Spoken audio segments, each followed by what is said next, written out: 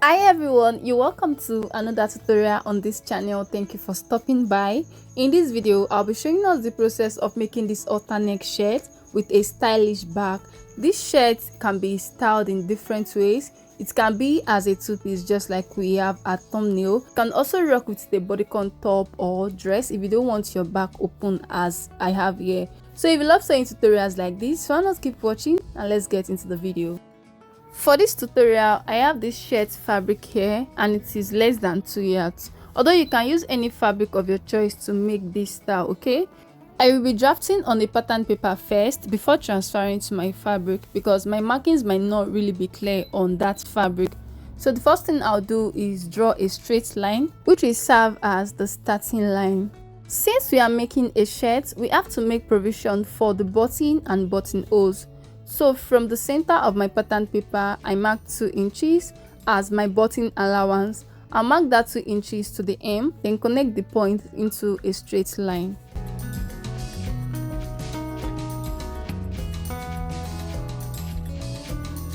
Because all measurements will be taken after the button allowance line, you might want to fold it in this way so as not to get confused. Now the next thing to do is to mark the neck measurement. The width is 2.5 inches and the depth is 2.5 inches as well. Remember, we are working on a shirt. The neck should not be too wide nor too deep. Next is to mark half of your shoulder. That's the shoulder measurement divided by 2. Mine is 7.5 inches. From that point, you come down by 1 inch for the shoulder slope, then connect the point this way. From that shoulder slope, we'll measure our armhole depth. But before then, I will mark my vertical lines. My bust line 9.5 inches, my waistline 16 inches, and my desired length. That's how long you want your top to be. I have 26.5 inches here, and I think I'm okay with it. If you want your top longer, go ahead and mark how long you want it. Again, this is the bust line, and this is the waistline. So from the shoulder slope, go ahead and mark your armhole depth, then connect the points this way. And here we have the chest line. The next thing to do is to create the armhole curve. To do that, you place your tape on the chest line, then you mark quarter of your bust circumference, and on the armhole line, you get the midpoint, and from that midpoint, you go in by half of an inch, then you connect the point this way. Now for this shirt, you might want to add a waist dart, or you might want your dart to be a princess dart. It's all fine. For me, I won't add either. So the next thing to do is to mark the round measurements. I already marked my bust circumference, so I'll move to the waistline and mark quarter of my waist circumference. At the hem, I will use my hip circumference, so I'll mark quarter of my hip circumference. Then before I connect the point, I'll come back here and add ease allowance. I'm using half inch as my ease allowance. You can use 1 inch or 1.5, depends on how free you want the shirt to be on you. At this side of the hem, I will come up by 3.5 inches. This is to make the side of the shirt curvy. You can also use 3 to 2 inches or just maintain the straight shape. Then I will connect the point this way. The next thing to do is to create the halter neckline. For that, I'll simply connect from this neck width to this side of the armhole. Or you connect from the neck width to the bust line this way.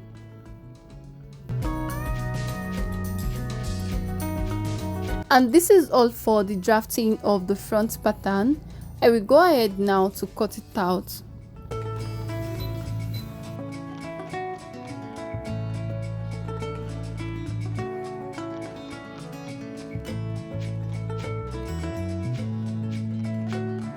After cutting, the next thing you want to do is transfer your pattern to your fabric, and your fabric should be on a fold of 2. Then you should add sewing allowance to the armhole area, the side as well as the hem.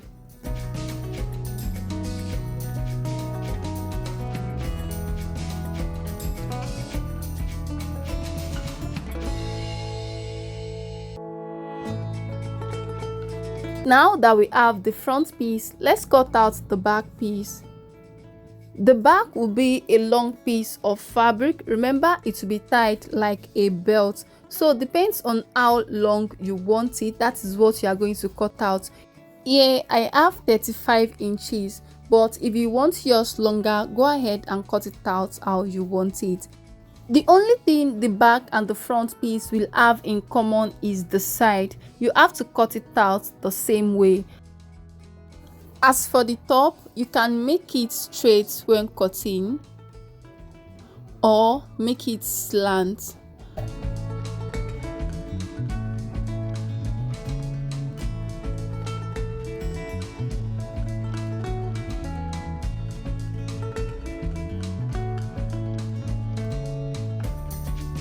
Here is what the top of the back piece looks like, but I'm still going to cut out a little from this because it's still wide.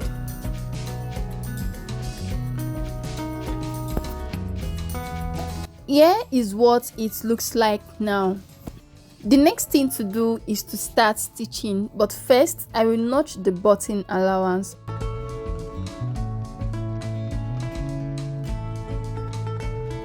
This is what the front panel looks like, and this is what you will have when you place the back piece on it. You can see the sides are equal. The next thing to do now is to go over to the sewing machine to stitch the button allowance. I will give it a double fold. The first fold is 1 inch and the second fold is 1 inch as well. And after stitching the button allowance, I will also stitch the hem of the armhole.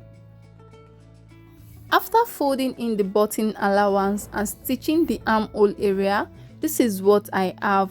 For the armhole area, I didn't fold it in completely because I want to join it to the back piece. I also stitched the second piece the same way. The next thing to do is to close the side. So I'll place the back piece on the front piece, right side facing. Then go over to the sewing machine to stitch using the sewing allowance I left for it while cutting. After closing the side, this is what I have. I also went ahead to fold in the top part to stitch. I did the same thing at the hem, and this is what it looks like. The next thing to do now is to cut out collar for the neckline. You know, when we are making a shirt and we want to cut out collar, all we have to do is to measure around the neckline of our fabric. But here we can't use this measurement because it doesn't include the back neckline. So what you have to do is to place your tape around your neckline. Whatever measurement you get, that is what you are going to use. For me, I have 16 inches. I will be drafting my collar on this pattern paper, and the first thing I'll do is to draw my starting line. And from that starting line, I will go up by 1.2. I'll measure the same thing all the way to the end, then connect the point. Now, that measurement you got when you measure around your neckline, you are going to divide it into 2 and measure it at the base. Then you mark the same thing on the second line and connect into a straight line. And from that line, you go in by 1 inch. From that 1 inch mark, go up by 2.5 inches. And from that 2.5 inches point, you go out by half of an inch. Then you connect the point this way. At the center fold, I will take out half of an inch from what I marked at the side. So I marked 2 inches there. Then I will connect the point this way.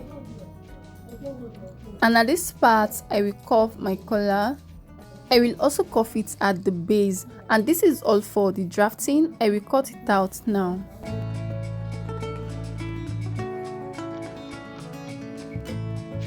When transferring this to your fabric, you cut out 2 of these and you add sewing allowance to the sides.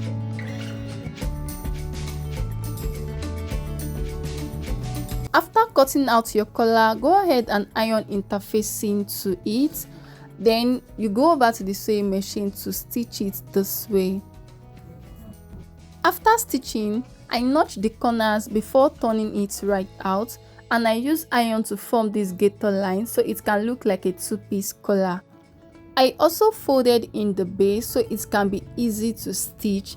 The next thing to do is to attach it, and this is how we are going to do it. Tuck in about 1/2 inch of the neckline into the collar this way. Then pin it together to keep it in place. And this is what you will have afterwards. For the other side, you will tuck it in the same way. Then top stitch on it this way. After attaching my collar, this is what I have.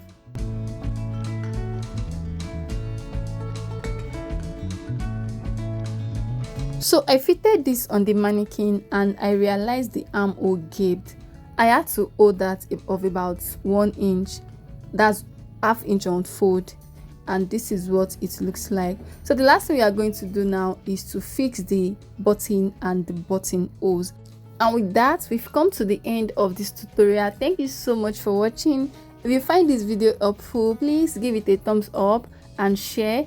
And if this is your first time of coming across my channel, thank you for stopping by. Please don't leave without subscribing, and I'll see you in my next one.